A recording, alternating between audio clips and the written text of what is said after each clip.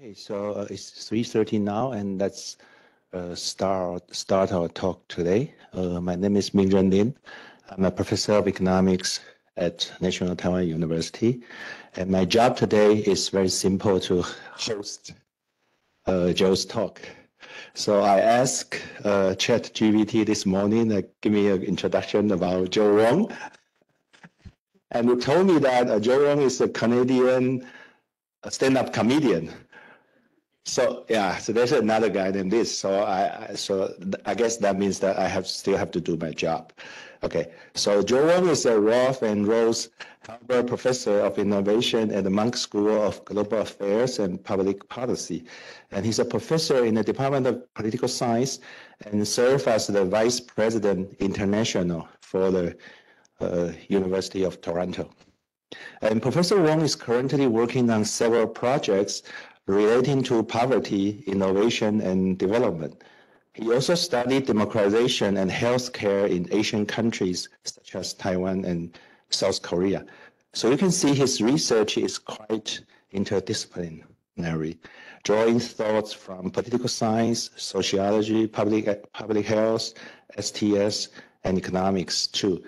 For example, in a paper titled Combating COVID-19 in Democratic Taiwan and South Korea, published at Current History, he argued that when facing COVID-19, South Korea and Taiwan responded quickly, communicated clearly and consistently about the threat. And both states had introduced universal health care during their period of democratization, shaping the consensus among citizens about equity, solidarity, and the role of government in protecting public health. Today, he's going to talk about his new book, From Development to Democracy, The Transformation of Modern Asia. Western scholars used to think when a country becomes richer, democracy follows naturally. I think Adam Perswetsky says this too, but if you look at Asian countries, this is like not even half true. Japan, South Korea, Taiwan, maybe, but countries like China is a complete different story. This book argues that when authoritarians are confident of victory and stability, democracy prevails in the next. And then he will tell us why he thinks so. And after his talk, we will have Professor He Mingxiu from Department of Sociology at National Taiwan University to serve as a discussant. And then we will open floor for discussion if time permits. And finally, I hope you don't mind, but I would like to invite all of you to go on your Twitter and then search Joesph Wong UT. And you will see that Joe's tweet on the top of his tweet is a tweet that he posted on 2022 August.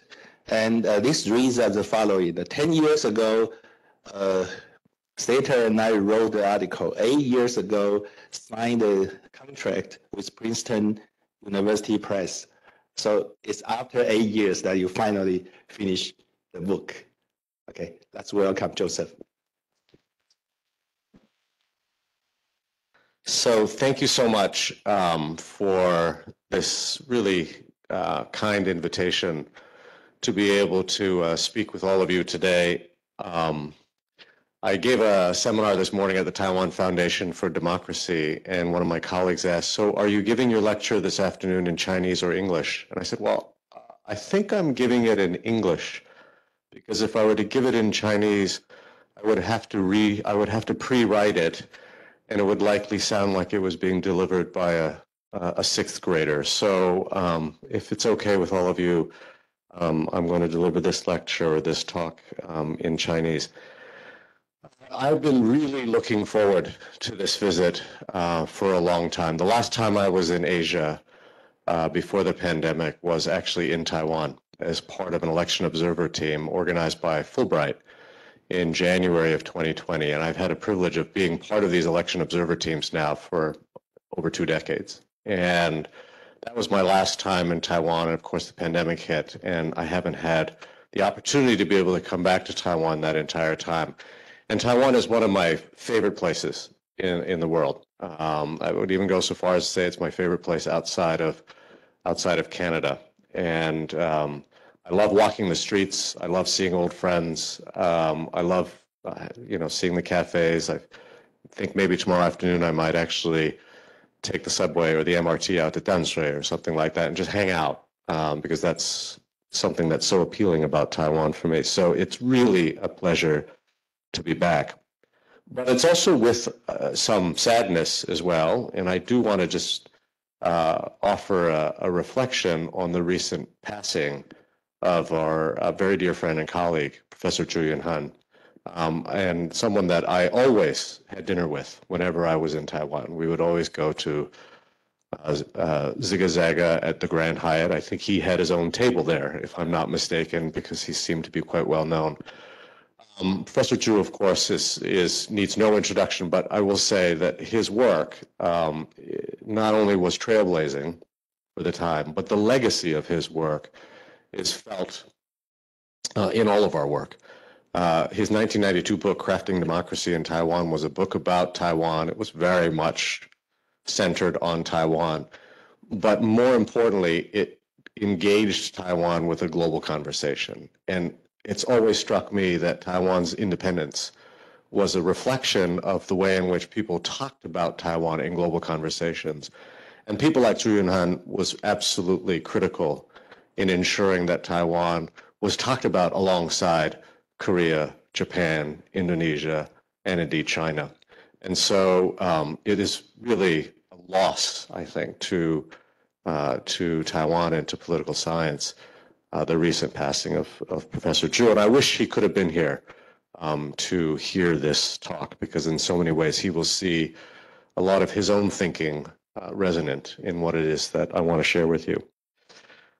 So as noted, this book was 5 years late, actually. It was supposed to come out 5 years ago, and Princeton University Press was getting pretty annoyed, actually, at both Dan and me for how long it took to actually get this book done. But I guess that's one of the benefits of being an old professor. You just make people wait.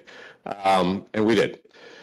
Actually, I think it's really good that the book was not published 5 years ago, because 5 years ago, I think we would have legitimately wondered what was going on under the Xi Jinping regime in China. I think that there was an argument that could be made that actually Xi, at that time, was consolidating political power, and that there may in fact be a move to more liberalize the political system, as many people expected him, at least early on, to do. 5 years ago, Aung San Suu Kyi was still the democratically elected president of Myanmar. And so had this book come out 5 years ago, I think many of the conclusions that we draw and the debates would have been completely misplaced. I also think that the timing, frankly, couldn't be better, because the debate or the contest between autocracy and democracy looms ever larger today. And I think the stakes are the biggest that they've ever been. And so to understand the possible pathways to democracy today and democratic resilience, I think, is ever more important. The origins of this book actually are here in Taiwan.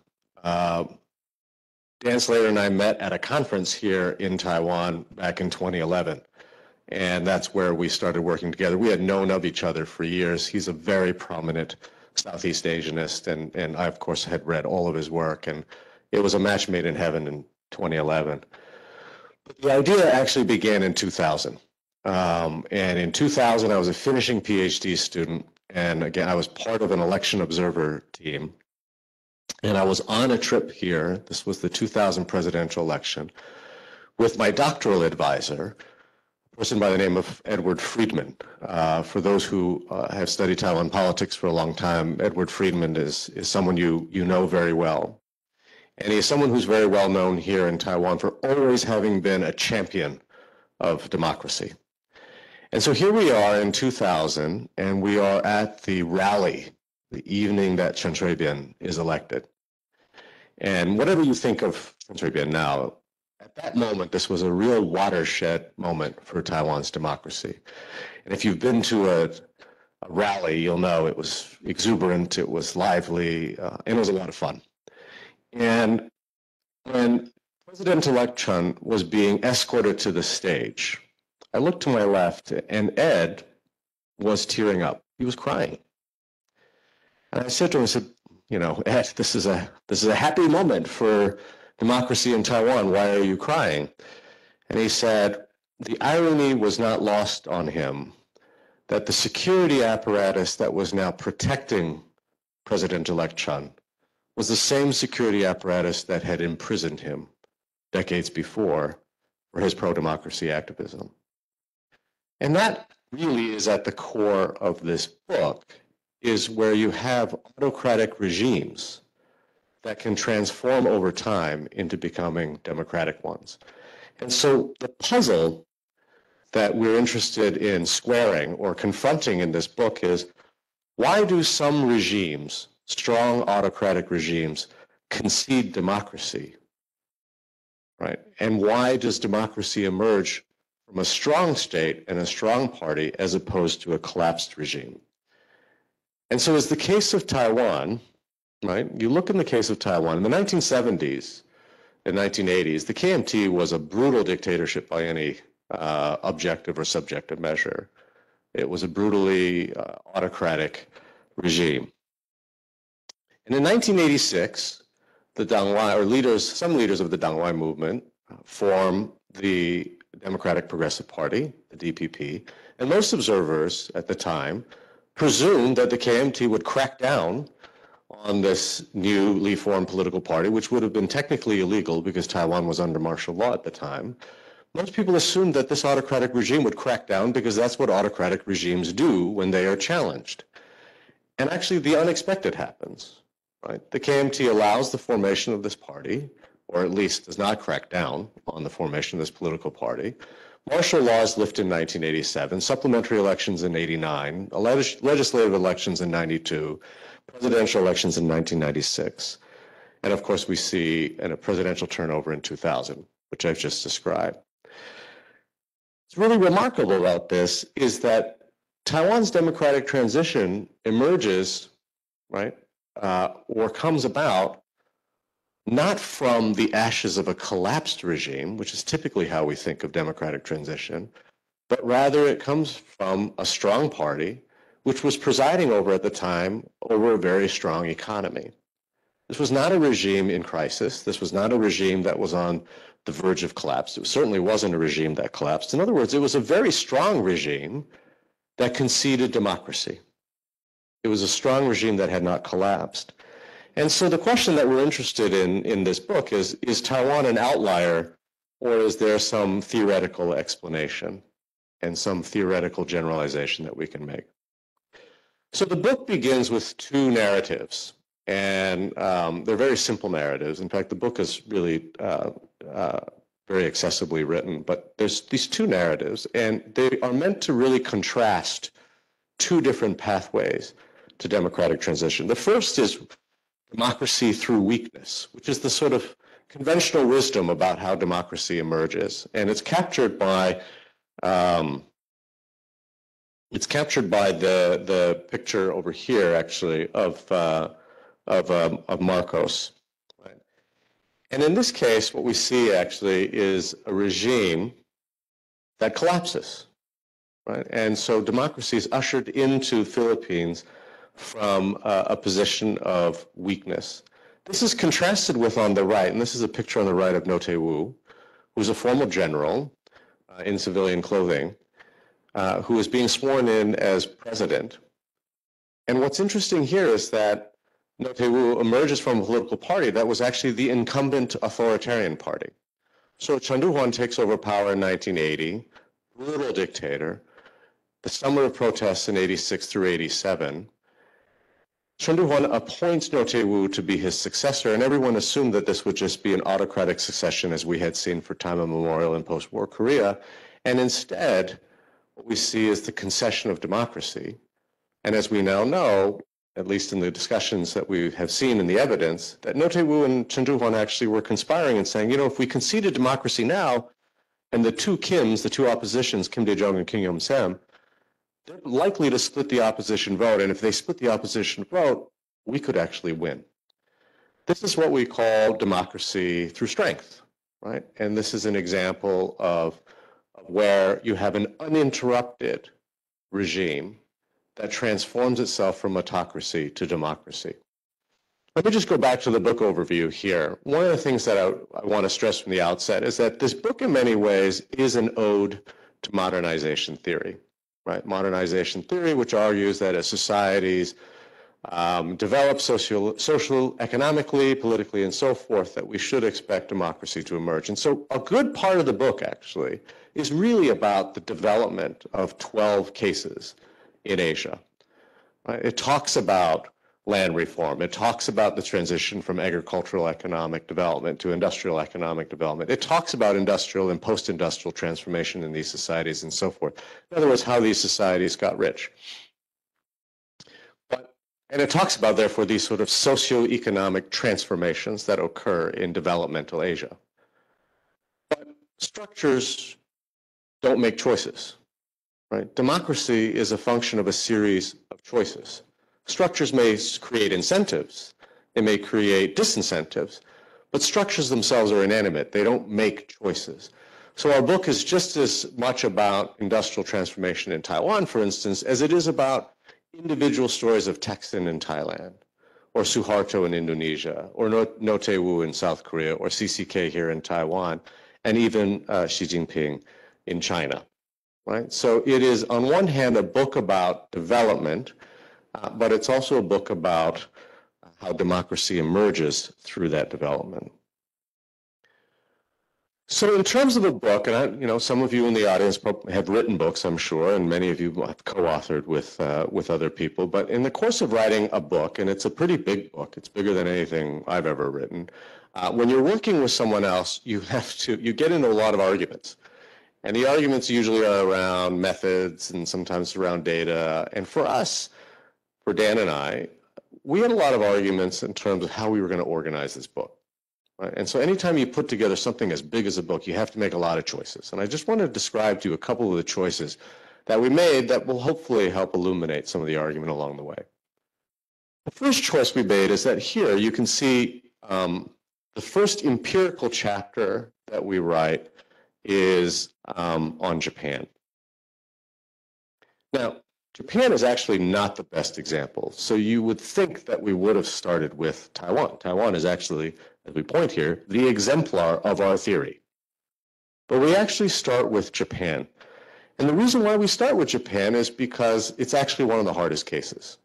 And we wanted to demonstrate that this theory could even work in a relatively hard case. So the conventional wisdom is that Japan democratized through U.S. imposition, an externally imposed democracy.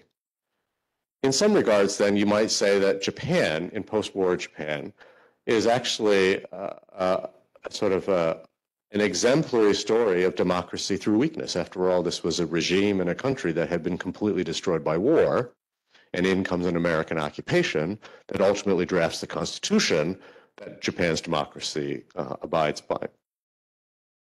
And so in this case, we might say that this is a real sort of the paragon, if you will, the exemplar of democracy through weakness. What Dan and I argue, however, is that we do concede that the American occupation was obviously important, right? That McCarthy obviously is an important actor, and the Supreme Commander of the Allied Powers was obviously an important institution. But what we also point out, actually, is that there is a legacy the earlier era of Taisho democracy of the 1920s. And in Taisho democracy, we actually see the emergence of conservative political parties, and we see the emergence of conservative politicians or political elites who actually abide by the electoral rules of the game. They eventually succumb to fascism in the 1930s, and of course the fascist regime arises, and Japan then enters into World War II. But there was a period in which political parties were the cornerstone of political governance in Taisho era Japan. And what we argue in the book is that actually there is a legacy, there is a holdover in Japan where these conservative political elites kind of pass through, as Andrew Gordon, the Japan historian, described it. They pass through the war, and these conservative elites on the other end actually become the inheritors, if you will, of post-war democracy. Now, these conservative elites were not Democrats, right? Just like Jiang Jingguo was not a Democrat. Right? In fact, when McCarthy first asked, the very first draft of the Constitution in Japan was drafted by the Japanese conservative elite. It just happened to be a constitution that was completely a replica of Meiji-era authoritarian Japan. And that's when McCarthy said this is crazy and ended up drafting the Constitution that we now see. These conservatives were not Democrats. But over time, it became clear to them that actually democracy served their interests. By 1947, for instance, the reverse course policy in the US was a radical change in US-American foreign policy in East Asia, the consequences of which included the marginalization of the political left and the resurrection of the industrial combines. Both of these things were incentive compatible with Japanese conservatives. In other words, democracy ends up serving the interests of the conservative incumbents. And that's the argument we make here, is that democracy through strength is the alignment of incentives, or to make democracy incentive compatible with the preferences of the incumbent regime, which of course is to stay in power. Right? So it's a different interpretation of the events of post-war Japan, but one that actually illuminates our theory. Importantly as well, Japan actually, in many ways, writes the playbook for the rest of developmental statist Asia. Right? Japan and the LDP model of 1955 is the playbook that the KMT eventually takes, and it's the playbook that the Hanara Party in South Korea takes as well. So that's one choice we made. We wanted to start with Japan because we felt like it was actually the best way to illuminate the theory without giving the most obvious case, which is Taiwan. Here's another decision we had to make. What were we going to do with China? So we wrote a bunch of versions of this. We presented versions of this paper at various American Political Science Association conferences. And this chapter just became bigger and bigger and bigger because we wanted to do one chapter on China. China is just simply too big, too important of a case for just to be able to do in one chapter. And so we thought, well, we'll divide it into 2 chapters. How are we going to do that? This first chapter here, China to 1989, ended up, I think, being one of the most important chapters in the book. Because most people assume that June 4th, 1989 was a lost opportunity for democracy through strength.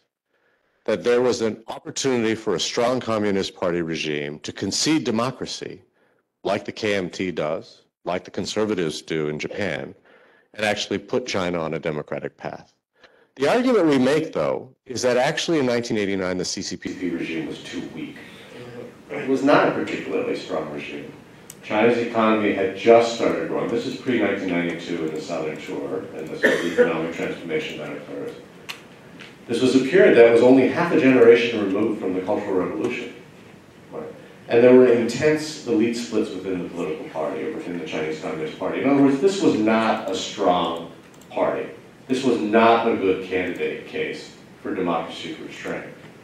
In Chapter 9, we revisit the China case under the title of Developmental Socialism. And this is where we make the argument that, in fact, today, if you were to assess the Chinese case, that China presents a very viable candidate case for democracy through strength.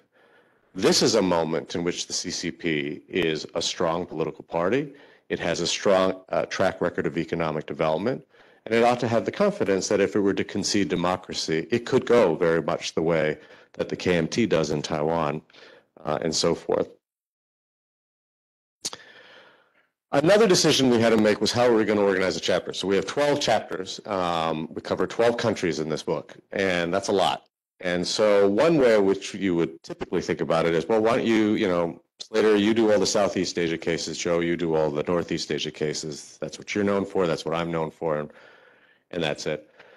Or we could do like rich countries, poor countries. There are different ways in which we could cut it. We decided that this was actually the most intriguing way, was to suggest that there were actually 4 clusters of cases in the region. And and that they weren't necessarily delineated by cartographical characteristics. So it's not southeast and northeast. They're not necessarily defined by level of economic development, so it's not about rich and poor. But rather, each of these clusters reflects a certain style of political economic development. So in one sense, these clusters are descriptive, right? They're analytically descriptive. They describe a certain way of social and economic development. So developmental statism is a story that we're all familiar with in terms of the Taiwan, Korea, and Japan story. But developmental socialism has certain characteristics. Developmental Britannia has certain characteristics, particularly the basis of a large legal infrastructure. Developmental militarism has a certain logic of political economic development. So in one sense, they're descriptive clusters, but they're also explanatory clusters. And this is, I think, a really important point that we want to make here. The style of political economic development, the trajectory and the characteristics of political economic development in each of these clusters has a determinative effect on the extent to which they become democracies, unstable democracies, or they become unfulfilled or non-democracies, right? So there is actually a causal impact then on how each of these clusters develops on the degree to which they actually become a democracy. So these clusters are, on one sense, descriptive, but they become really integral parts of the theory as well. So in terms of the theory then, what is it exactly that we're trying to get at here? The conventional wisdom in theories of democracy is that democracy will emerge from the ashes of a collapsed regime, right? The conventional wisdom around democratic transition is precisely this notion of democracy through weakness. And you can see here the characteristics of what that might mean. So the idea of collapsism, or that democracy emerges from the ashes of a collapsed regime, is absolutely critical. That autocrats will only concede democracy as a last resort, as an act of desperation, right? In fact, by conceding democracy, they're effectively conceding defeat. The best they can do at that point is negotiate their exit, that they don't go to jail or go to prison, or that they don't end up with their head on a pike, right? So this is the sort of classic bottom-up theory of democracy and democracy through weakness. And also, really importantly, and this is where I think we develop the most traction, but also we invite the most criticism, is we really take on Acemoglu and Robinson here. Acemoglu and Robinson, who've written arguably the most influential book on democratic transition theory in the last 20 years, argue that autocratic regimes will concede democracy when they are faced with the threat of revolution. Right? So again, you really are, if you're a dictator, an autocrat, you're only going to concede democracy as an act of desperation when you see a revolution on the very near-term horizon. It's an act of desperation. It's a way of negotiating your way out. We argue the exact opposite, at least in the cases that we look at. These are not regimes that have collapsed, but in fact, these are regimes that are very strong. These are not economies that are on the verge of collapse or have collapsed, but in fact, these are very strong economies. Conceding democracy through strength is a preemptive strategy. It's not a reactive strategy. It's actually a strategic preemptive move.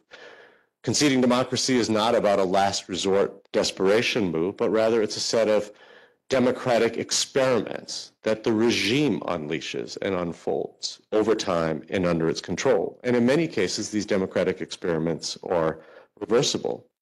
But most importantly, whereas Acemoglu and Robinson say that the impetus for democratic transition is the threat of revolution, we argue that the impetus actually is the expectation of stability. That we can democratize, and the political system will remain stable, and that economic and social development will continue uninterrupted. That's a fundamental difference in terms of the way in which our theories understand why democracies emerge or why autocrats would ever concede democracy. Those on the left would argue that you do this under the threat of revolution and as an act of desperation. We argue that actually you strategically preempt democratic transition because in fact you expect stability. when we talk about stability, and when we talk about strong parties and strong autocratic regimes, we're also talking about confident ones. And this is one of the sort of theoretical points that Dan and I make in this book. Strong states will only democratize when they're confident. And there's two kinds of confidence that are required. First, they have to have victory confidence. In other words, if we democratize, we expect to win. When CCK in 1986 does not clamp down on the DPP and lifts martial law in 1987, to his deathbed, there's no evidence that CCK ever thought the KMT would ever lose. Right? So there was overwhelming victory confidence. And there was also a whole host of reasons why there would be victory confidence. In some regards, the electoral system favored the KMT. The massive seat bonus in rural voting districts benefits the KMT, just like it does the LDP in Japan. But most importantly, the basis for victory confidence for the KMT is its economic and developmental track record. It had an extraordinary track record that it could draw on, and it does so, and it provides the kind of victory confidence that allows for a concession scenario to unfold. But not just victory confidence. There also has to be stability confidence. The expectation that if we were to democratize, the political economic system would remain stable, that development would continue unabated. And this is really through economic development, poverty reduction, and so forth. So in other words, a regime is more likely to concede democracy from strength when it has the confidence that it will win, and it has the confidence that democratic transition will be stable. And that's absolutely critical.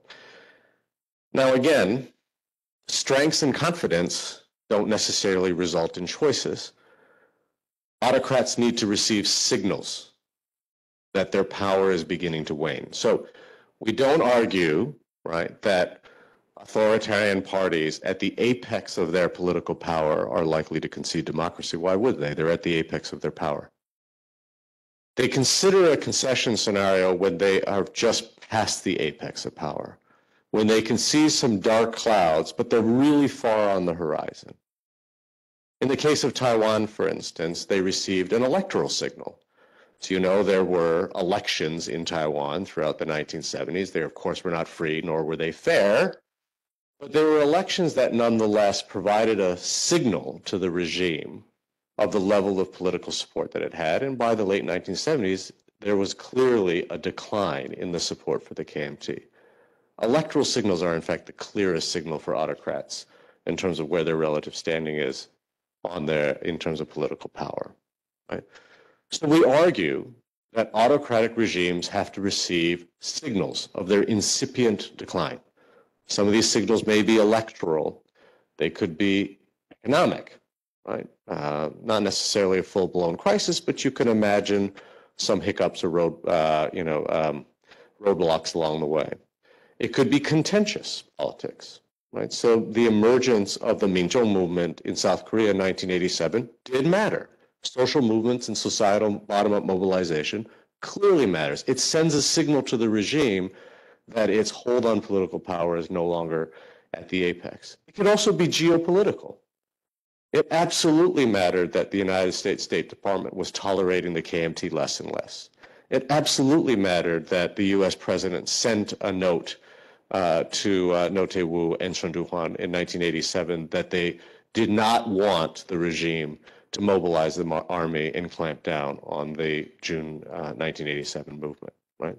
So all of these signals matter, and when these regimes start receiving these signals, they can change their strategies, and one of the strategic choices they can make, actually, is to concede democracy.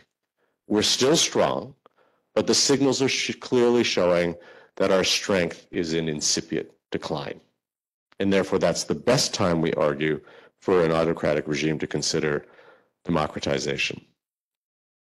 What ends up happening then, and this is sort of the summation of the book, and I don't want to tell you all the details of the book because I'd love for you to read the book. We essentially have developmental clusters which accord with patterns of democratic transition or non-democratic transition in the region. So in the upper left hand here, we have the developmental statist cluster. These are the sort of paradigmatic examples of strong states, strong ruling parties that create the conditions for a strong concession strategy unfolding, Japan, South Korea, and Taiwan. We have developmental Britannia, which again are a set of cases that are all frankly rich. They rely on a strong set of legal institutions and legal infrastructure, the reduction of corruption, and strong market regarding economic development. All of them fail to democratize. And we argue there's a particular logic and particular reason as to why these particular candidate cases, Singapore is a perfect example of why these regimes choose not to democratize. Developmental militarism, developmental socialism, and so forth. So all of them have these clusters, and the clusters themselves have very specific causal arguments we make about the prospects of democracy.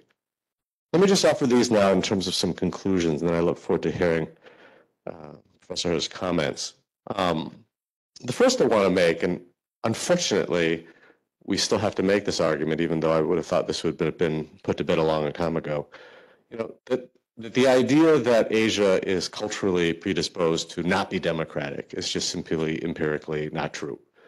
That there are plenty of empirical cases suggest that democratization is not ill-suited for the region. And actually, the arguments that we make is that the region may be particularly well-suited for democracy through strength. Actually, the most stable democratic transitions in the region emerge when you have strong regimes conceding democracy.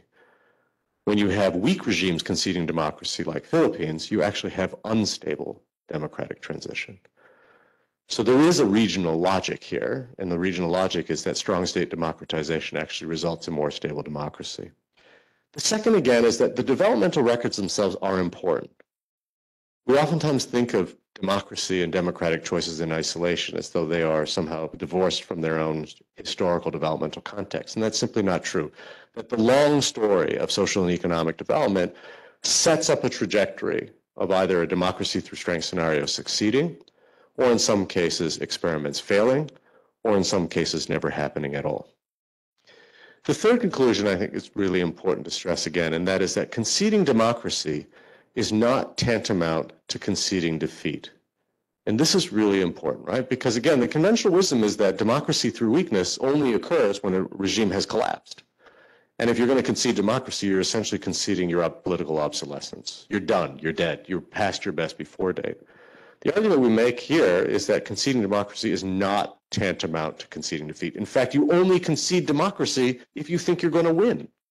So it's the opposite logic, right? And that's really important to stress here.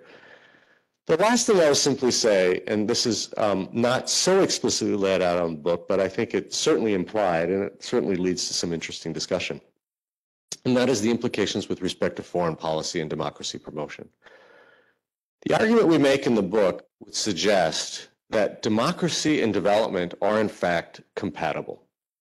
If a regime's interest is in promoting development, there is no reason to think that under democratic conditions that is impossible. In fact, we can show that they are completely compatible. So in this regard, then, demonizing authoritarian regimes or marginalizing authoritarian regimes such as the PRC's Chinese Communist Party is actually less likely to instigate a democratic transition. As much as we all want to continually criticize the CCP, which I think we should continue to do, it's unlikely that that will be the reason that China eventually democratizes. It's not like Xi Jinping will one day wake up and say, geez, I'm really feeling the heat, and I'm really feeling pressure. I think we should concede democracy. That's not going to happen, right? And so instead, in terms of democracy promotion, we ought to focus on the incentive compatibility of democratic transition and the regime's preferences, which of course is to stay in power, right? That you can actually level the political playing field and usher in democracy and stay in political power by playing by the rules or the democratic rules of the game. And again, that's how Taiwan democratized, or that's at least the interpretation that we offer from a theoretical point of view. And it strikes us that in that case, democracy through strength really owes its both intellectual as well as empirical origins to the Taiwan case. So I will leave it at that, but to say again, it's really a great opportunity to kind of celebrate the Taiwan case in Taiwan and to really appreciate the implications of the Taiwan case with respect to how we can theorize democracy and democracy through strength. Thank you very much for your attention, and I look forward to my colleagues' comments. Thank you. It's really a pleasure to host Joseph's lecture here in Taiwan. Actually, we have more than 100 people online. So this is, I met Joe several times before, and really, I'm a big fan of his books, and this is the third book I ever read. So tremendous pleasure to engage in serious discussion. I really like Joe's work. I think he's a superb comparativist, and he's also always put East Asian's experience in the center. Especially when we all know that mainstream literature often neglect this region despite its achievement in political and economic modernization. And I'm also happy that up to this book, this is the third one, that Taiwan's experience is always foregrounded, it's centered in his civilization.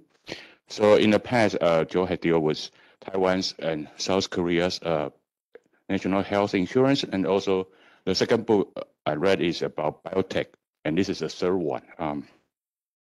So it's really a pleasure here.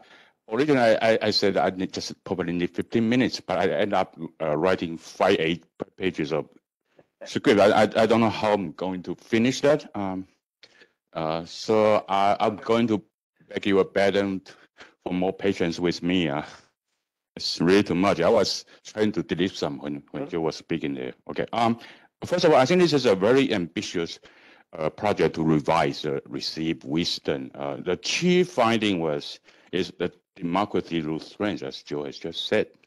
Strong authoritarian is more likely to generate successful democratic breakthrough and achieve stable democracy, with the case of Japan, South Korea, Taiwan, and Indonesia. And Taiwan is actually the best scenario to characterize this case. So Jiang Jingguo is actually exemplary leaders. So actually, I wonder that I have wondered that whether this whole comparative case actually developed insights in Taiwan, and in Joe's opening remark, actually it is here inspired and it developed into a comparative project. So so the expression concede democracy to win, which is I think is a very elegant expression of this, because when Jiang tried to liberalize Taiwan's political region, he never thought Kuomintang is going to be voted out of power. So, and previous, the opposite of democracy through strength and democracy through weakness. So we often thought that vulnerable dictators are the opportunity for democracy activists.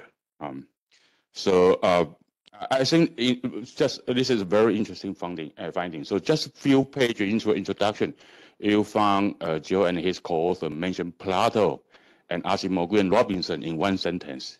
So you see how the magnitude of this challenge. So okay. So oftentimes the argument is that authoritarian rulers are likely to give up when they are overwhelmed by stronger forces, but the opposite is true actually according to this book. And this book can be read as a kind of a rehabilitation of the reputation of conservative old-timers, because according to this book, they are not die-hard, unreconstructed reactionaries, but actually they are pragmatic leaders who can make judicious decisions when circumstances change. So one of the Jiang Jingguo's often quoted saying is that 时代在变，潮流在变，环境在变. That's why KMT has to be adaptive. So that's a message here. And I thought the theoretical part of this book is try to model these rulers' decision-making context. So they were reading different signals from 4 arenas: electoral, contentious, geopolitical, and economic arenas. So they were assessing whether they can survive with a democratic opening. And I also thought this book is a kind of a survival guide to dictators. So they are good advice. Number one is to build strong institutions. like a catch-all party, an electorally viable party when you are in power, or you are a general try to professionalize your military. And second, make the resolute choice of exit when you still enjoy the popular support. According to this book, it's before the apex of their power. And because at that time, you have the power to shape the rule that enable you to stay in power in perpetuity. So they are objective interest to gain from former autocrats to reinvent themselves as Democrats because they can gain legitimacy, they can secure a privileged position continually. And I think the opening, actually there's an episode describing how South Korean transition from Chengdu-1 to Lotaiwood is perfect there because they just staged a fake public consultation. Actually, but the decision had been made in private between them two. So this is really wonderful here. And also, I think Taiwan security is a typical case here, because here now you cannot fail to notice that the KMT, even though it's been the KMT had been twice be voted out of the power in 2000 and 2016, the KMT still managed to try to claim its pro-democracy credentials. So there are efforts in this democracy through strength that the former ruler will always try to take the credit, and this taking the credit also involved in the context of post-transition re-evaluation of the past, especially when it comes to confronting the past atrocity of such large-scale human rights violations. So what I in mind when I read the passage here is that actually, like Taiwan, Hao Bo-sen, the former military strongman, actually once claimed that 如果没有过去戒严，就没有今日的民主。So translated in English is that without the previous martial law rule, there would not be today's democracy. So I think there's a follow-up. A component of this democracy through strength is that after this decision being made, there are new ways to offer historical narrative and to change the way people perceive the past. And so I'm kind of thinking that the analysis of democracy through strength is incomplete without paying attention to the effort of former authoritarian party to whitewash its previous history. So typically, the authoritarian past is being portrayed as a tranquil era where political strife were non-existent and there was social harmony. Everyone was working for the same goal. Everyone was working hard. They want to improve themselves economically, so there's no political struggles. You see that narrative not only in Taiwan, but also in South Korea as well. So absent in this authoritarian nostalgia is a widespread repression and discrimination under the old regime.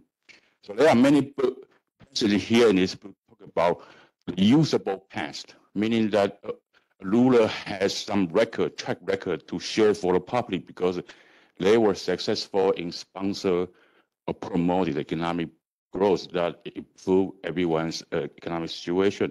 But at the same time, there's a problem with the unusable past. I think that could be could have received more attention in this book, namely that not only the effort to take for democratization, but also they try to whitewash or de-emphasize the unusable past. Okay. And I also thought this book, the argument offered in this book, represents a significant improvement of the existing literature on democracy, the so-called political transition theory, which actually more focusing on South European, East European, and Latin American. I'm really glad a book foregrounding East Asian experience now come up. In the previous argument that the transition, political transition is focusing more on actor. So there's an actor-centered explanation to explain how a country moved from authoritarianism to democracy. It's mainly modeled after Spanish democratization in 1975. And there's a model called transition to transaction. Basically, it means that a collaboration between reformers, not a high-level in the government, and moderates, not a radical in the opposition, will increase the higher chance of successful transition. I think the achievement in this book is that it actually offers a closer look at the decision-making context of the authoritarian rulers, because they were always watching the signals, assessing their confidence. Also for them, this use the term as bittersweet spot, because the decision to tolerate opposition, to open up election, always represent a challenge and an opportunity at the same time. And also, I like the way that this book bringing back the macro structure discussion on political economy, especially the four clusters described here very briefly in Joe's presentation, because how about like country like Indonesia, whose independence was won by the military? So in its independence era, the military is going to be there, and that's going to be a big problem for democratization. So this previous trajectory really matters. So there is a past dependency of democratization here, which I think is neglected in the previous literature. I haven't entered my substantial comments, but I began with a disclaimer. I'm very happy to engage with this dialogue I'm a sociologist. I'm a people who study social movement. So my sympathy naturally go with the protesters on the street. So it's very difficult for me to empathetically understand those dictators in suite and in guarded chambers, what's going on in their mind. So I found it sometimes difficult because there's a sentence there. No strong conservative, no Asian democracy. I think there's a sentence there, right? It kind of, I'm not sure you try to outdo Barrington more, like no bourgeois, no democracy in Europe. That's the previous. But translated in Taiwan's context, I cannot help that the implication is very clear. Actually, Jiang Jingguo should be seen as a true hero to usher in Taiwan's democracy rather than opposition activists who were murdered, imprisoned, tortured under his watch. So I'm not sure this is the right message this book going to convey. So starting from my own personal bias, there are several issues I want to engage with. First is about a pre-transition institutionalization, including establishing a casual party, before transition, and the professionalization of the military. So the positive contribution of having a strong party in the case of Taiwan's Kuomintang, Japan's Liberal Democratic Party, and Singapore's People Action Party, and also Indonesia Golkar. Okay. According to this book, there are two vital functions here. First, it boosts the victory confidence of the authoritarian ruler to make sure that they can survive or stay in power when opening up the election. And number two is that they can ensure that the conservative core interests are integrated into the democratic regime. So there is not going to be a backlash from the conservative corners against the new democracy. But I think there's more discussion is needed about the downsides of this pre-transition institutionalization. Let me start with the Indonesia example, which is a party created out of Suharto's regime. It is mainly composed of state civil servants. And according to this book, even after Suharto was gone, Golkar continued to be the kingmaker and excel in backroom negotiation. It is being a powerful player in the post-Suharto Indonesian politics. But one can legitimately ask, is that really democratic?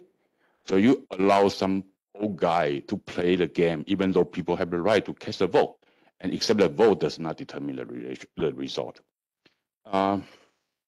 So let's go for the vast sector of KMT's party-related association and enterprise. Again, is it really democratic to allow a former authoritarian party to maintain vast economic assets?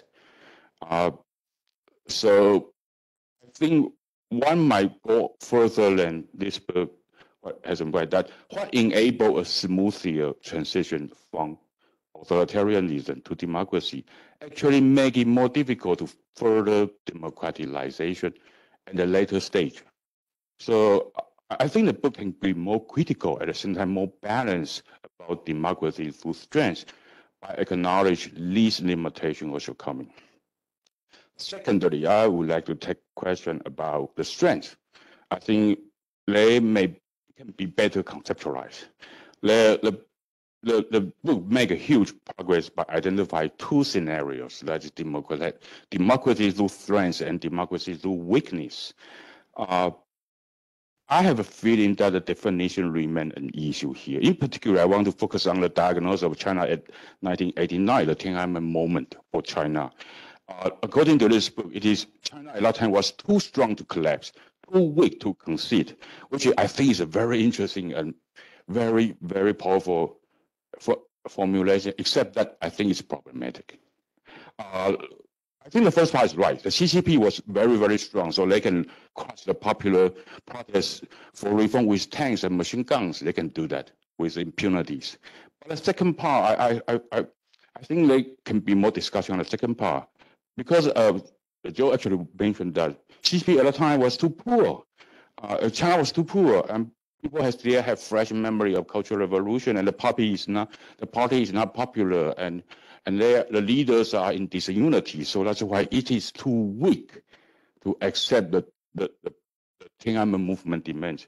But I think, for me, I think this is really peripheral. You have to remember that a CCP, like Kuomintang, has a Leninist party structure. So you have party members all over the place. They can still be very strong in the sense of accommodating popular demand. And secondly, I want to emphasize that the Tiananmen movement, the student there did not raise radical demands. They just emphasize, and they continue to emphasize they support Communist Party leadership. So they are not going to be the challenger. And their demands are related to inflation, corruption, and freedom of speech, which actually is not threatening to CCP's core.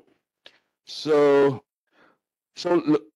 eventually, I think CCP should have the confidence for survival, even when conceding to the Tiananmen demands. But the CCP chose to roll in the tank to the Tiananmen Square, so not because the CCP cannot accept protester demand, but because it did not want to. So my diagnosis of the China at that time is it is too strong to collapse, but strong enough to concede, but they did not want to do that. Nevertheless, I think it's too weak to concede is a very, very powerful expression. I really like that. I think it explained at some moment. This is not a Chinese moment, not a Tiananmen moment. Some moment when some hardliners response from some dictatorship, they did that because they cannot envision their own survival if they accept the opposition demands. That's why the only way is to use brute force. However, I think the strength here can maybe further conceptualized. Instead of a one-dimensional measurement, I think at least two dimensions are involved. Number one is strength in repression. That's easier to understand. The other is strength in accommodation. And I think I have a feeling that this kind of two strengths does not always go together. For example, in the Japanese chapters, the description of how Japanese conservatives try to shape the post-war political game, I think it is a perfect case of Japanese conservatives are weak in repression, because they don't control the means of repression, but they are strong in accommodation. So I think there are more disaggregation of the concept can be needed. And also I found the relevance, the discussion here probably mirror a lot of literature on state capacity. Yeah, so, and especially when it related to social movement. So the state may have the capacity to resist movement, but that does not mean they have the capacity to implement the movement demand once they accept it. Okay. I have a few pages to go. Okay, is that okay? Okay, thank you. Okay, my third question is the questions get easier, or no, actually it's mounting. Okay, I'm sorry. Brace myself. Okay, bear with me. So it's about the practical implication of democracy to the practical implication of democracy to strength. If the conservative confidence and the willingness to accept democracy is a key for successful transition in Asia. And also the secret for durable democracy. You look what happened in the Philippines is now stable and quality democracy. So there are implications for pro-democracy activists. I think Joe just touched that on the very end. He encouraged not to quit not the sense that we should tolerate CCP's atrocities, but we should think that there are other scenarios for China's democratization other than CCP collapse, right? But there are critical implications, I think, for activists. I think the chief message is to be moderate. Don't raise radical demand. Don't rock the boat. Don't threaten the conservative. Otherwise, they will never concede. You have to make sure that they have the confidence that they are going to accept the new democracy. But reading in Thailand, I found it's the case that, in the case of Thailand, that they have electoral democracy for 20 plus years, and according to your analysis, that the moment when Thaksin was removed in a coup in 2006 is that he was too powerful to the military and to the crown. Yeah. So for what we can say that it's rather what happened in this so-called democratic era in Thailand is really superficial. It didn't touch upon the core issues. It's just election, and the election did not bring fundamental reforms. So that's why the military can come back with military coup with impunities. So, and I think this issue really go with the definition of democracy in this book. So I think this book operates with a minimalist definition of democracy. There are many, many definitions in political science about democracy, but this one is minimalist. I think according to this book, the democracy is the leveling of a playing field. So it's very centered on election. As long as we have fair and free election, then we can have democracy. But this can be very problematic. I think your chapter on Thailand, Myanmar, shows that actually we should really look for what I should look beyond this minimal definition. I have my first question is about Hong Kong, which I think is a less important piece in the overall architect in this book. But I think the book actually meets a valuable chance to illustrate democracy through strength can also be a response strategy once China resumes the sovereignty. To begin with, I don't think the last British governor, Chris Patten, is a perfect example for democracy through strength. He pushed through significant reform in the legislative body in 1994, and the reform was supported by pro-democracy forces, opposed by pro-Beijing forces. But unlike other authoritarian rulers discussed in his book, his own survival is never at question because everyone knows he's going to be the last one, and he will be gone by 1997. So the British motive to implement some democratic reform are actually because they wanted to withdraw with glory, which entail minimally enfranchise Hong Kong who are about to sustain the rule of Communist China. But I think the way in which Beijing chose to respond to the two promises in the Basic Law, which promise eventual direct election of all lawmakers and eventual direct election of a chief executive, can be a scenario for democracy through strength. Actually, contrary to what is why this book, there was actually a pro-democratic reform in the legislative body done in 2010. So the election in legislative council election in 2012 and 16 actually have more directly elected lawmakers than those who are elected indirectly in the functional groups. And these are small inches toward democracy. And also, as about the direct election of chief executive, actually, Beijing postponed the promise twice in 2004 and 2016, and then they specify the year 2017 as the earliest possible date for direct vote. And in 2014, Beijing unveiled the so-called August 31 formula for its blueprint for chief executive suffrage. So it turned out to be a very, very huge disappointment for democracy in Hong Kong because it required a candidate to be vaguely defined patriotic, and they had to secure the endorsement of an undemocratic nomination committee. So it's actually, in Beijing's mind, it's going to be an election without meaningful choice. At least people can take part. So, but what happened is that everyone knows that we have umbrella movement, and then the reform bill actually did not pass in 2015.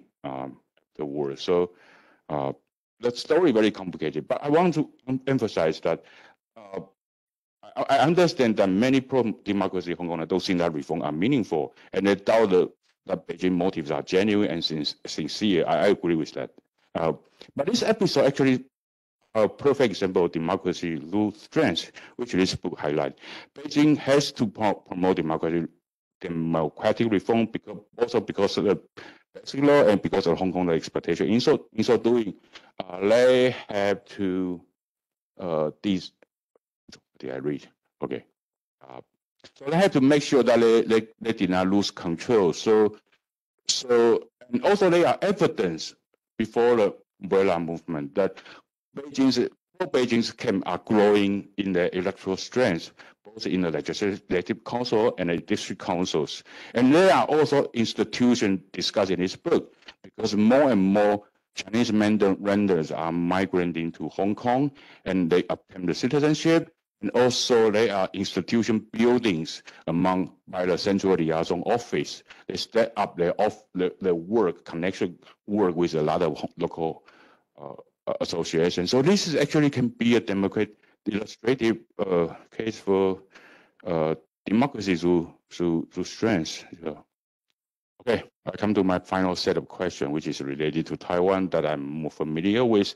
There are many historical details which I think maybe we should further think about. I just mentioned, actually I just mentioned one case for time's sake. I think the point is that I think there is a problem, danger of retrospective rationalization, because we were reading history from behind, so it is easier to make everything happen before a linear progression toward the goal. Just one case that we all know that Taiwan's vibrant economic growth was made possible by small and medium enterprises, but that does not mean the very sector of this very active in export, small and medium enterprises are the creation of the regime. Actually, it's more like unintended consequences.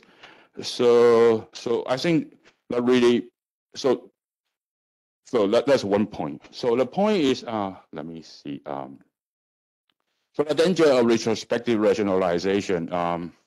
So the point is, I agree that Taiwan's democratic transition in the mid-80s can be a perfect example of democracy lose strength. But this does not mean all what the government has done in the past makes sense, or was successful, or was rightly intended. In fact, there were many cases of mismanagement, mistake, unintended consequence along the way. But so I have many questions, but nevertheless, I think it's a very innovative, inspiring book. And I spent 2 whole days in reading this book, and more times in writing these 8 pages of comments. But I enjoy very moments of engaging with Joe. So I end here. Thank you very much. Joe, you want to reply first, and then we can open to floor discussion. Okay, well, so first of all, Professor He, you clearly read the book. Wow. And you spent 2 days doing it. So look, I'm so grateful for your observations and your reactions. And most of them, I agree with you wholeheartedly. I mean, there are limits to what we can cover in a book, but I don't want to use that as an excuse. I think rather, I see this as an invitation to have a deeper conversation. So there's a lot here. So I'm for sure not going to be able to cover all of them, and I hope that we can have a chance to chat more about each of these points that you've raised. But really, these are incredible for all of the students in the audience. That was a master class in dissecting a big book like this. You begin very complimentary, and then you go in with the dagger right at the end. I'm just kidding. But that was a master class in very incisive comments. So let me try to offer some broad reactions so I won't be able to cover each of the points, but hopefully I'll be able to address some of the concerns. So this notion of retrospective rationalization, I think you're absolutely right. I remember at the book launch that we did in Toronto, and we actually had my doctoral advisor Edward Friedman come and give comments. And for those who know Edward Friedman, you know that he has an extremely sharp mind, and he was also Dan's professor at Wisconsin when Dan did his undergraduate education there. And he pointed out, quite rightly, that this book is unapologetically driven by a theory. There is a theory that we are trying to demonstrate, and so, which is not to say that we're fixing the evidence to prove the theory, but we're really primarily focused on the theory. It actually reminds me of a conversation I had, a really deep and long conversation I had with the late Professor Chu-Yun Han around the developmental state, because I actually brought up that issue too, is that, we've inductively created a theory of state-led development based on successes.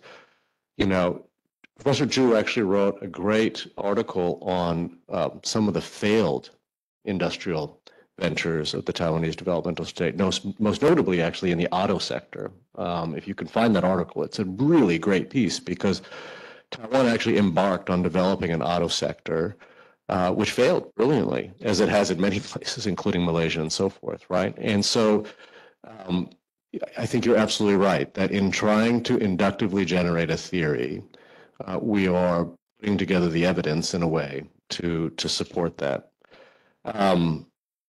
So, I think it requires then some explication. So, with the SMEs, you're absolutely right. SMEs were not a creation of the state. We know that 98% of firms in Taiwan are small and medium-sized enterprises. We know that this is an extremely tightly knit value chain that Taiwanese firms have been able to create and so forth. But we also know that one of the main sources of finance capital for the SME sector was the curb market, the informal lending market, which was not a creation of the state, but it was a decision by the state to not clamp down on it either. So, again, I think it would be erroneous to say that the SME sector is a creation of the state, but it certainly wasn't destroyed by the developmental state. So I think that there are lots of opportunities to kind of rethink some of the historical evidence here, but I do concede that this is a book that is driven by a theory, and we are trying to demonstrate the logic of this theory. Well, there's so much here. A minimalist definition of democracy, you're absolutely right. And we also make very clear early on in the book that our book has very little to say on the ensuing quality of democracy, right? That there is wide variation in the quality of democracy in terms of the, freedom of the press, in terms of freedom of association, in terms of the unfairness or fairness of the electoral rules of the game and so forth, right? And the ability of the judiciary to operate independently and so forth. What we're looking at is a leveling of the political playing field. So it is a minimalist conception that really we draw on the work of people like Stephen Levitsky and Luke and Wei, in large part because that gives us the basis, or at least the institutional basis upon which democracies can become higher quality. And so it is a minimalist conception of democracy. It is one that is based primarily on the presence of a more level playing field in the electoral arena. The absence of that democracy would be impossible. So we at least take comfort that our minimalist conception of democracy is not adequate, but it is absolutely necessary.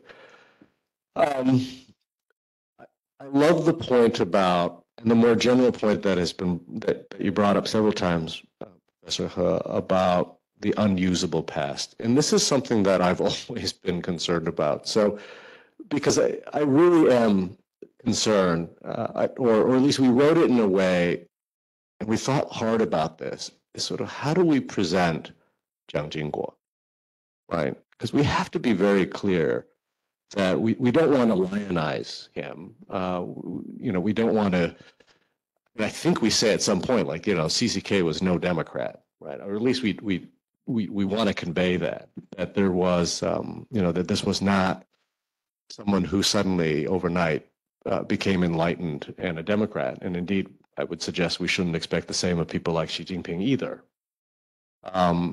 So, how we convey CCK, I think, is really important. And in that sense, I I shook a little, I bristled a little when you refer to CCK as a true hero. I mean, I hope we don't ever say that he's a true hero. In fact, I hope we don't even put the word heroic near him. I hope not. I'll if I did, you'll let me know. But you know, it was really to suggest that there was a brutal logic to his concession strategy.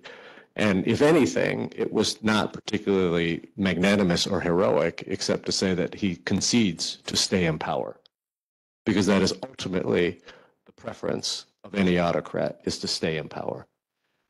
So not particularly heroic or noble motivations, right? But it necessitated a logic that then unleashed a logic of political reform. The idea of the usable past is a concept we borrow from Anna Gismali-Busse, who wrote a really terrific book on post-communist transitions, in which she talks about the likelihood of the survival of incumbent political parties in the post-transition era depends in large part on their ability to draw on a usable past. That is to say, those political parties that can demonstrate that there are some record of achievement that they can draw on and run on is a pretty good predictor as to whether or not these political parties will continue to be competitive in the post-transition moment.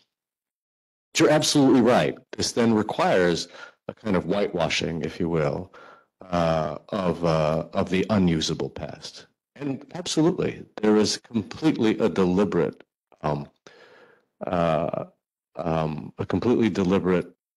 exorcism, if you will, right, of the White Terror, of the unusable past and the atrocities that the KMT unleashed.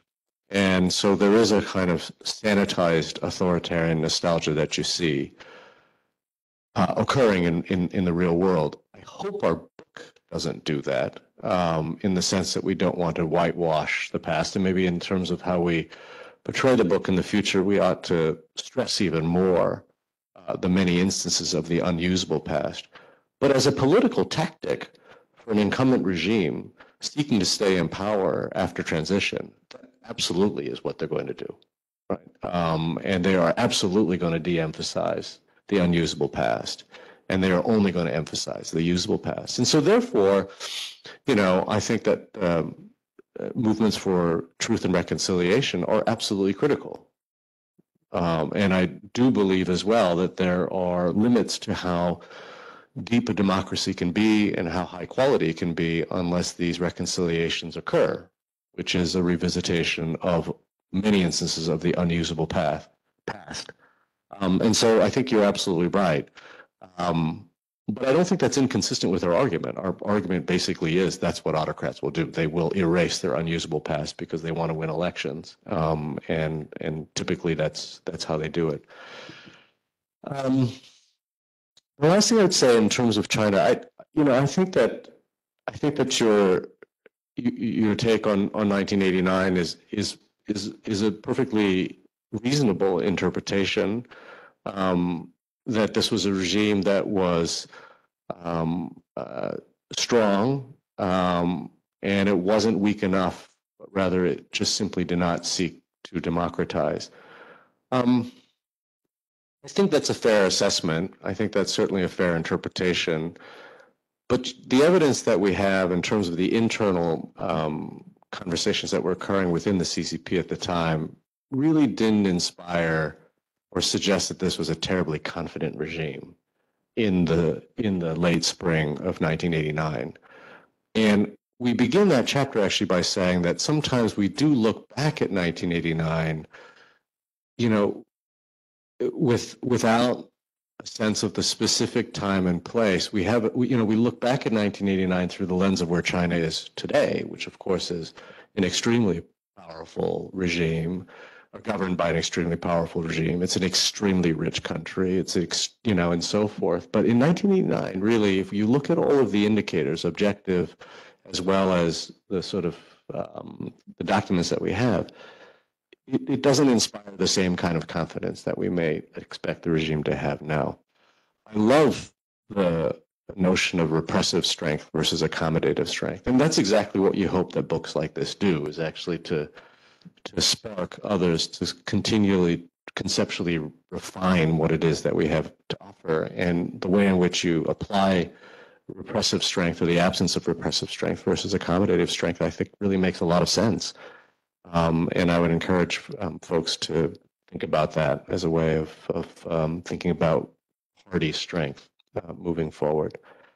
So I think I'll stop there for now, just because there really is a lot. I know we're going to have dinner together, so we can talk a little bit more about these sorts of things. But again, thank you so much. This was really, I took 2 pages of notes as well, so that's pretty rare. Thank you.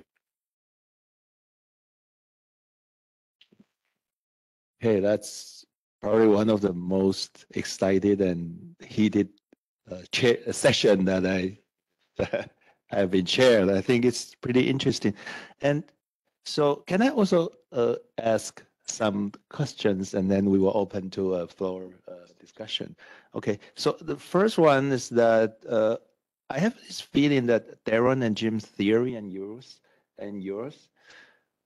may not be really mutually exclusive, because you have on the one hand, you have this day, it's too weak, so we will go democracy, and we're strong, we can also go democracy, but there's a whole lot of a middle ground there. So maybe this, I'm not sure how you think about this. This is my first question. And then the second question is that I would like to know more about on your thought on how the Western government, especially the U.S. government, plays the roles they play, the U.S. government play in all this, democratization process. Because if you think back to 1986, there were really a lot of conversations going on, and then the U.S. warm or tell CCK like what to do, and then there's a heated debate there. So what's your take on that? And the third one is that when you say that some country is strong, some authoritarian regime is strong or weak, who exactly are you referring to? If we take Taiwan's case as an example, are you talking about KMT as a party, or are you talking about CCK? CCK was definitely weak at that moment. Like he was dying soon, and then he publicly declared that his kids just cannot join the election, right? But if you look at the KMT as a political party, it is strong in the sense of they can still get votes. So in this case, I would also like to echo what Ming Xiu just commented, that I think whether you believe KMT is responsible for the economic growth of Taiwan at that time is one thing, but whether people at that time believe it or not is another story. And the latter is enough to make the KMT believe that they are politically strong. So I think we probably should separate these two perspectives. And if you look at, back to my final point, if you look at CCK, he may not be, he's weak, he was weak. And if you look at KMT, it looks strong. But if you look at all the leaders, the second leaders in KMT party who think they can take over the position of CCK, they are weak too.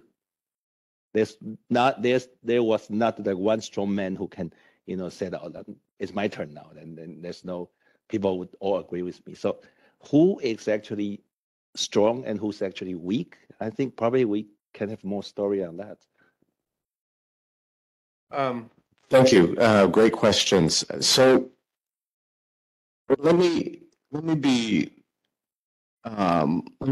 try to be a little clearer on this. So this is really about strong parties, and so parties with, and so it shouldn't come as a surprise. Some have said, "Oh, well, geez, this sounds a lot like Sam Huntington." I mean, it's not really, but I get the comparison. But it is about strong parties. It is about the organizational capacity of parties. It is about the record of the party and so forth. And actually, the clearest example of this, I mean, in one sense, it is, to answer your question, it is about the KMT being very strong, and the KMT having the institutional capacity to have victory and stability confidence. But I'll give you another example of where party strength mattered more than individual strength. And it's in the way in which we tell the story of Indonesia. Because actually, you know, when Golkar, well, when Suharto, the collapse of the Suharto regime is one in which you see, you know, the downfall of the leader. And you have the replacement of Suharto with B.J. Habibie, who was by every measure a very weak president, and a really weak president. But Golkar was still really strong, right? And the strongest anymore, but it was still really strong in the sense that it had a national infrastructure, it had a record of economic development, and so forth. And so the argument we make in the book, actually, is that Habibie, recognizing that he is a weak president, would not fare well if they continue to delay elections. And actually what Habibie does is he accelerates the elections, because the only way in which Golkar was going to remain relevant was that if it ran sooner rather than later, when it still had considerable party strength. So there you actually have, and Golkar ends up becoming the second largest political party. There's no majority, it's a plurality, but Golkar becomes the second largest political party, which allows it to be essentially the kingmaker. Not a kingmaker in the autocratic sense, but in the kingmaker in the sense that its votes and its share of legislative control was absolutely critical to any governing coalition. But Habibie was terribly weak, right? So this is all about party strength, which actually then goes to the first question, because you're right. I mean, when you do two columns, you're obviously going to be taking the most extreme cases.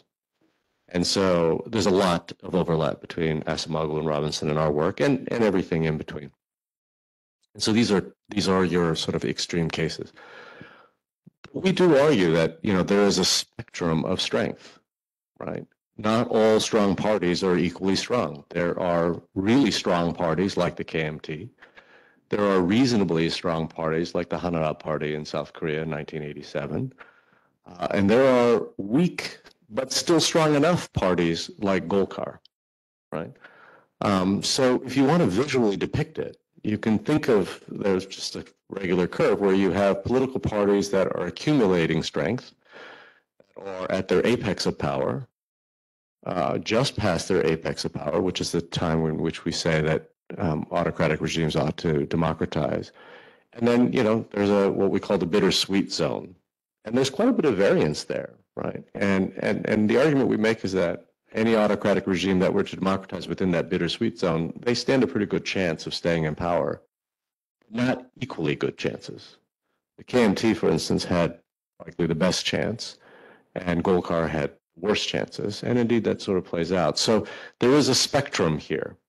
And so just as you argue that the paradigmatic case of KMT, they never really were worried about the threat of revolution. Of course, not to minimize the important role that social movements played, but there was never really the threat of revolution. By the time you get to Golkar, there is potentially the threat of revolution, but there's also still the expectation of stability. So there is a middle ground, and we talk about that as this sort of spectrum of strength. The role of external actors is critical. And, you know, you can't tell a story about development in this region without a story about external actors. And I'm sure on many accounts and many aspects, we really fall short in appreciating the contributions or the factors that external actors played. And you're absolutely right. The U.S. government plays a critical role in through very back channel ways, chastising people like CCK, ensuring that Chonduhuan and Notewu don't unleash the army in 1987 and so forth. We also make the argument that there's reason for more optimism that Vietnam, despite being a developmental socialist case, is more likely actually to engage in a democracy through strength scenario, or at least democratic experimentation, because of its growing closeness with the US and its growing distance with China, right? So these things do matter a great deal. But what we really want to stress in the book, though, and very much contrary to the arguments that you hear in China, is that democracy is not solely delivered externally, that there is still nonetheless internal agency. I think that the most annoying thing when I talk to colleagues or read about how many in China think about democracy in Taiwan, it's as though Taiwan was just a completely politically prostrate tabula rasa and democracy was just forced upon it. And I think that's historically disingenuous. So we don't want to, we definitely, if there's anything that, if anything to a fault, we don't want to overstate the role of external actors for fear then that it lets autocrats off the hook. So we're quite careful in that. And it reminds me, actually, one of the things that why do we focus on conservatives? And I agree. I mean, I wrote a book on social democracy and social policy. I mean, this is not my ideological leanings at all. But I also know that democratic backsliding often occurs because conservatives feel threatened. So the preoccupation that we had in this, right, in trying to understand the successful authoritarian successor parties, Jamie Loxton writes about this, was always, how do you keep the conservatives in check, right? And so, again, maybe to a fault, we overemphasize that, but we know that democracies tend to die and backslide when the conservatives and the incumbents don't want to play by the rules. So how do you get them into the game? And if you haven't read it yet, Dan Ziblatt, who's a colleague at Harvard, wrote a terrific book on conservative party-led democratization in Western Europe. And that's essentially his argument, is how do you keep the conservatives in the game? Because where conservatives feel threatened, they will hijack the democracy. That's why the developmental militarist cluster is actually really important. The way in which we've clustered it is really important, because the second way in which democracies get hijacked is when militaries, their instinct, as Barbara Getty's long told us, was to maintain stability. They don't really care about being in political power, but any whiff of instability and they will intervene. And so the developmental militarist cluster is actually quite important because the military plays an outsized role. And we saw this most tragically recently in Myanmar. Right. This is how we explain, for instance, the continual democratic reversals in Thailand, is that the military was always twitchy. When Thaksin becomes too powerful, the military steps in. When there's too much protest, the military steps in, and there's another coup, right? In Myanmar, the military makes concessions in 2011, but they always kept 25% of the parliamentary seats, and they were always looking over the shoulder of Aung San Suu Kyi. And so at the first whiff of instability, the military did what militaries always do, which is to intervene. So as we thought about democracy through strength, it was always, how do you bring into the fold each of these actors that have the potential and frankly high probability of hijacking democracy? So we might have overstated it a bit, but that is a preoccupation of the book for sure. Okay, so let's open to some floor discussion first. We'll take questions.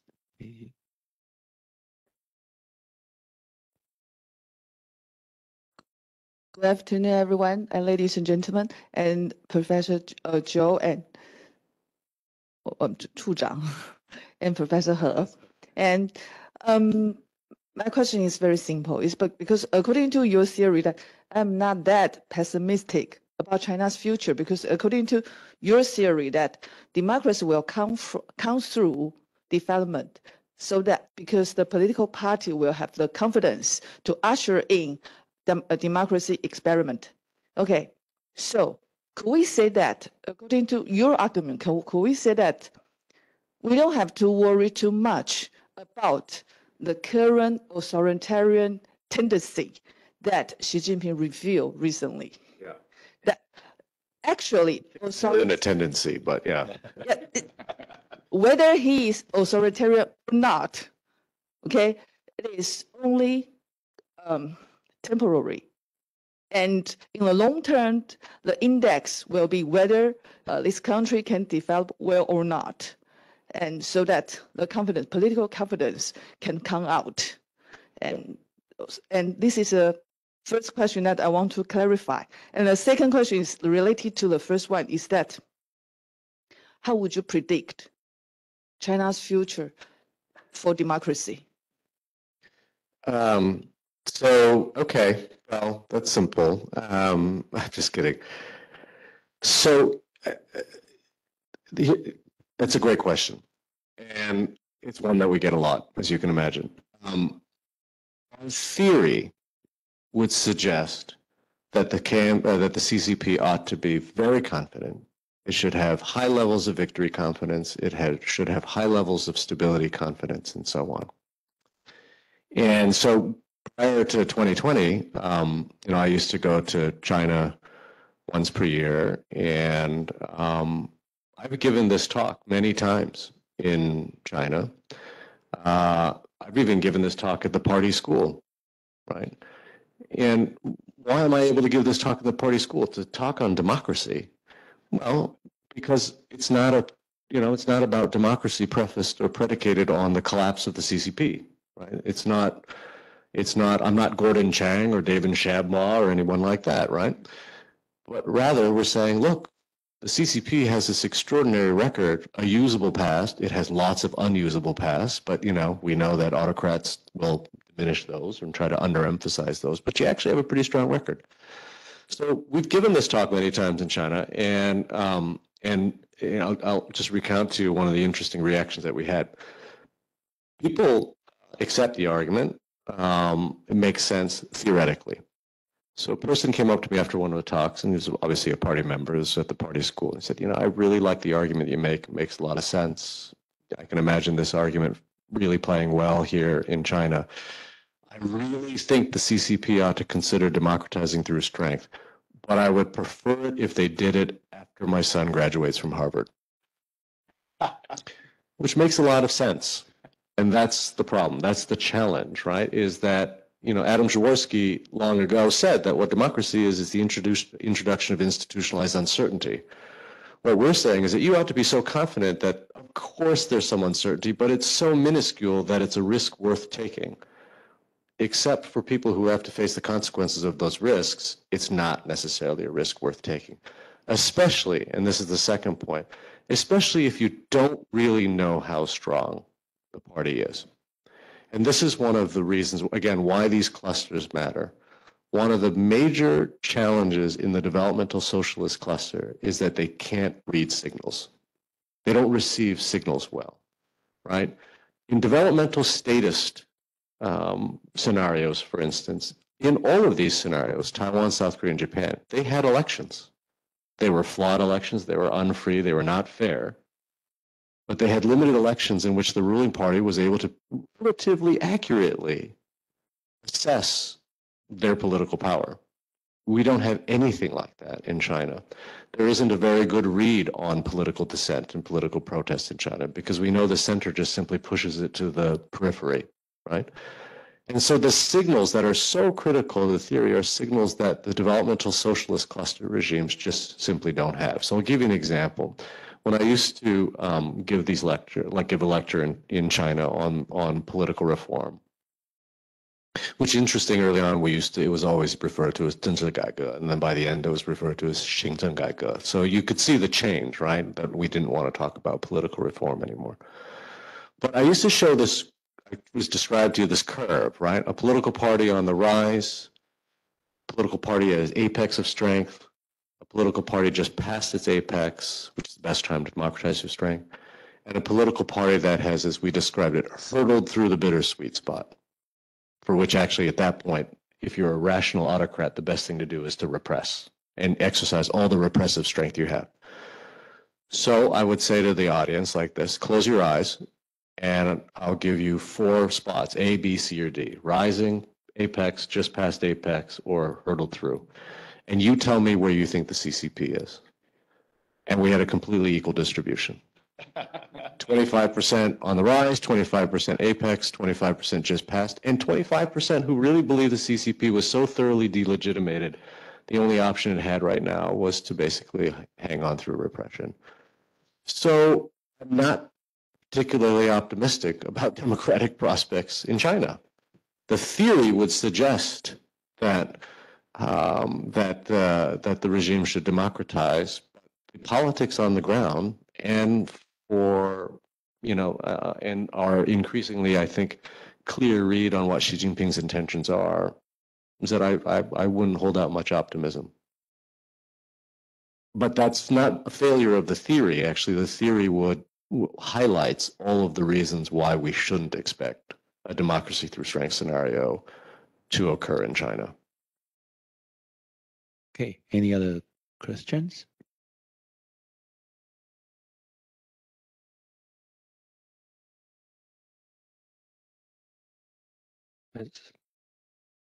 So you have mentioned about how autocrats receive signals to know whether he could accommodate democracy or not. But autocrats have many tactics like propaganda or censorship that could block people from delivering signals to him. So usually they will pass the best time for democratization. But I wonder how do normal people or public in authoritarian states to effectively deliver signals and ensure that the autocrats can receive the right signal, which is the right time for him to democratize. Yeah. Yeah, that's a great question. I mean, it's interesting. Professor He referred to our book as kind of like the playbook for dictators, which I think actually, yeah, well, survival through democracy guide, I hope, right? And in a sense, another reading is the sort of playbook for social movements, right? Is that, how do you, under what circumstances, and how do you best convey signals to autocrats that this is the time to consider a democracy through strength scenario. Again, part of it is the way in which the institutions are set up.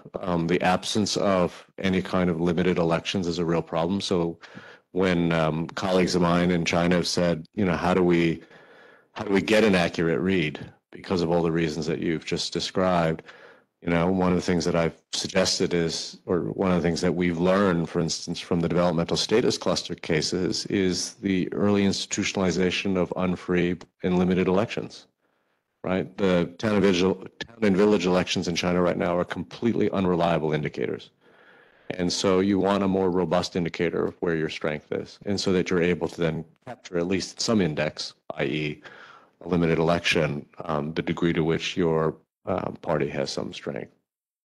But it's hard to get a read on your strength when, as you say, political propaganda, fear, and so forth really will distort how citizens will react. Okay, I guess any questions from the floor? Otherwise, we will answer some of the questions from online. I think we have 3 questions. Do you want to move it up first? Is that it? Oh, that's not the first one. Okay, so maybe the second and the third one. Can you Waiting's question? Yeah, Waiting. What do you think about?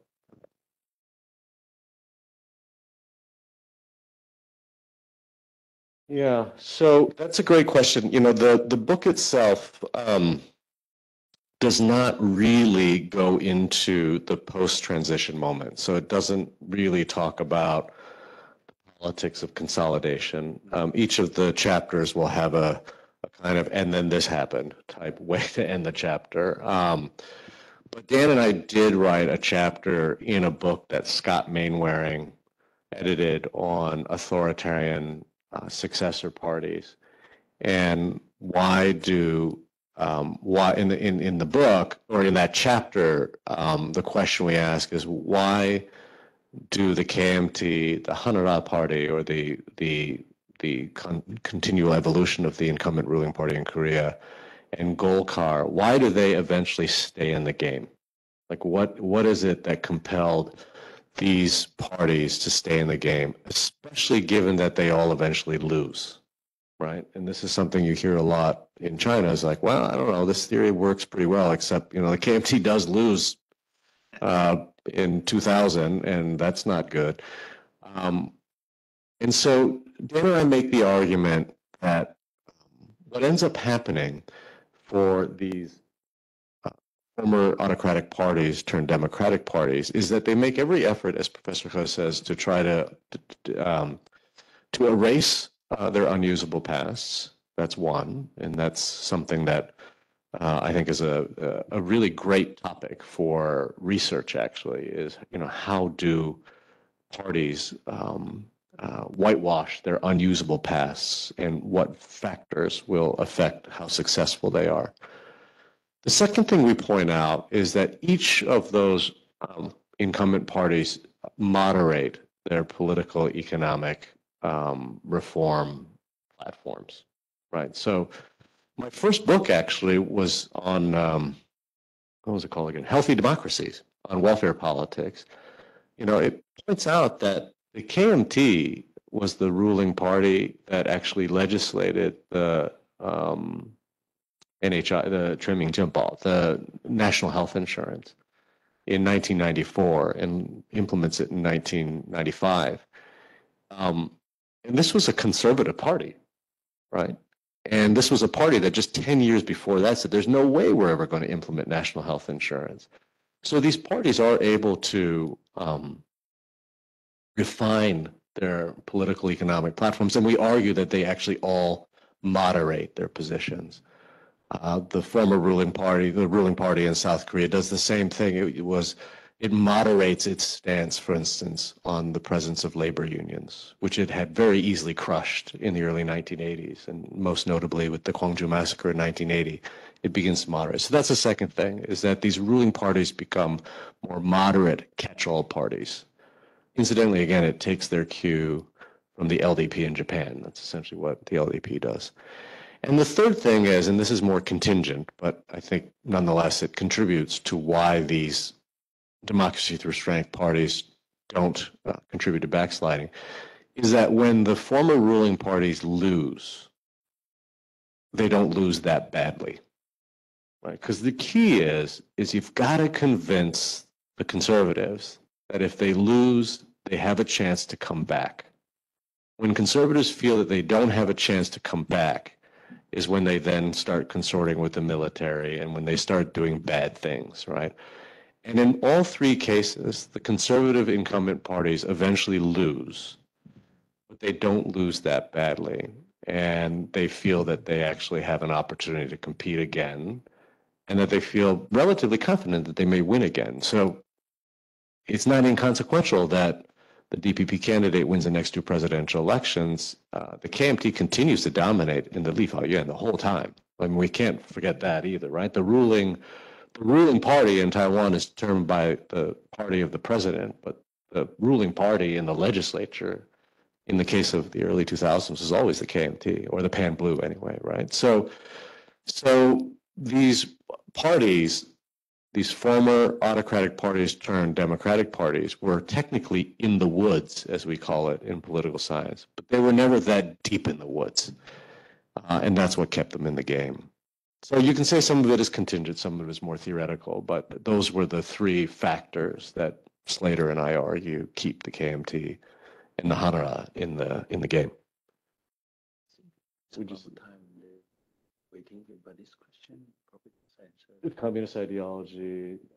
Yeah, sure. I mean, that is one of the characteristics of the socialist cluster, is that there is an I don't want to say ideological, but there certainly is an ideational aversion to liberal democracy, and the current tensions between the US and China that are very much played out along this construct of authoritarian versus democracy is one in which that ideational or ideological barrier is not likely to be traversed.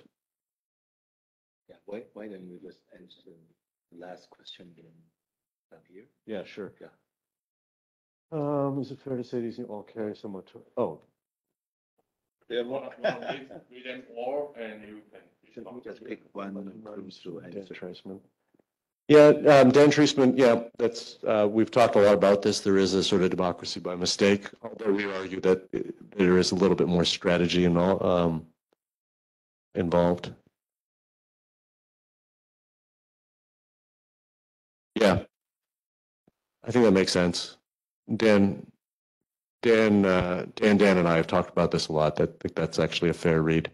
The one in terms of the authoritarian legacies, I think is also, look, democracies do not appear perfect overnight. In fact, they're never perfect. And so there are going to be authoritarian legacies, and there are things that have to continually be worked out. And we see tremendous evidence of that here in Taiwan. And I would expect that would be the case in any democratic transition. But at least it's being done democratically, and I don't think there's anybody who would say that they would rather work those things out in an autocratic regime than under the conditions under which you all live here in Taiwan. Okay, I guess we have a very fruitful discussion for the past 2 hours, and I think we'll stop here, and then we thank Joesph and Ming-Shou for their good work. And thank you very much for coming, and the session ends here.